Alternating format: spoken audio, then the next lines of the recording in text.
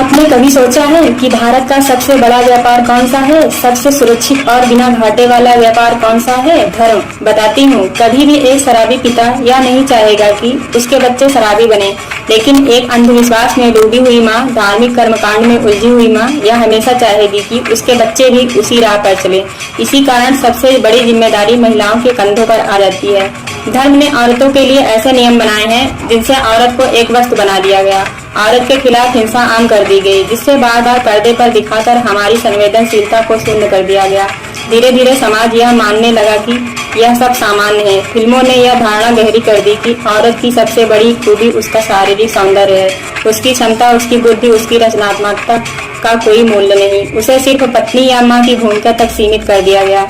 भारत में धर्म एक ऐसा व्यापार है जिसमें कभी घाटा नहीं होता। सरकारें सवाल नहीं करती और जो आवाज उठाता है उसकी आवाज दबा दी जाती है। मनुस्मृति जैसे ग्रंथों में औरत के लिए अपमानजनक बातें लिखी गई हैं और आज भी उनके नाम पर महिलाओं की स्वतंत्रता छीनी जाती है। सती प्रथा, वस्त्रों का नियंत्रण, चरित्र पर सवाल, ये सब उसी सोच के परिणाम हैं। सनातन धर्म, जिसे कभी ज्ञान, आत्मबोध, मोक्ष, योग, ध्यान और गहन दर्शन का प्रतीक माना जाता था, कुछ लोग की वजह से पाखंड और अंधविश्वास का प्रतीक बनता जा रहा है। आज भक्ति और भजन के नाम पर झूठ परोसा जा रहा है। इंटरनेट पर चमत्कारी बाबा रोज पैदा हो रहे हैं।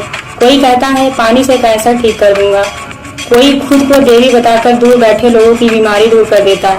भारत, जिसने हजारों साल पहले औषधियों की खोज की, शल्य चिकित्सा की शुरुआत की, वहीं भारत आज फिर से झाड़ फूक और तंत्र मंत्र पर भरोसा कर रहा है।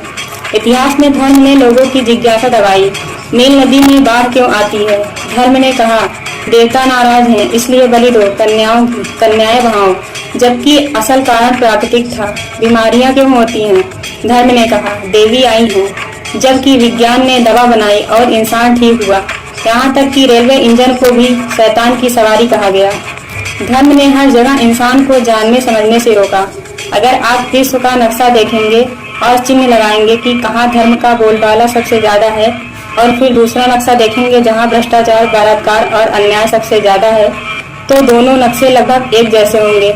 अगर धर्म सच में नेक बनता है तो जहाँ धर्म ज्यादा है वहाँ अपराध और अन्याय क्यों ज्यादा है? भारत में अंधविश्वास आज भी गहराई तक फैला हुआ है। लोग नींबू मिर्च दरवाजे पर लटकाते हैं, दिखावे के लिए पूजा पाठ में हजारों रुपए खर्च करते हैं। एक गरीब आदमी जिसके पास 10 रुपए भी नहीं है, वही पंडित को हजारों रुपए का घी हवन में जला देता है। क्या सचमुच भगवान को खुश करने के लिए संसाधनों की बर्बादी जरूरी है? असली धर्म तो आत्मा को शुद्ध करना और इंसान को जोड़ना है, न कि अमीर गरीब का फर्क बढ़ाना। अर्थशास्त्री अमर सेन कहते हैं कि भारत विरोधाभासों का देश है।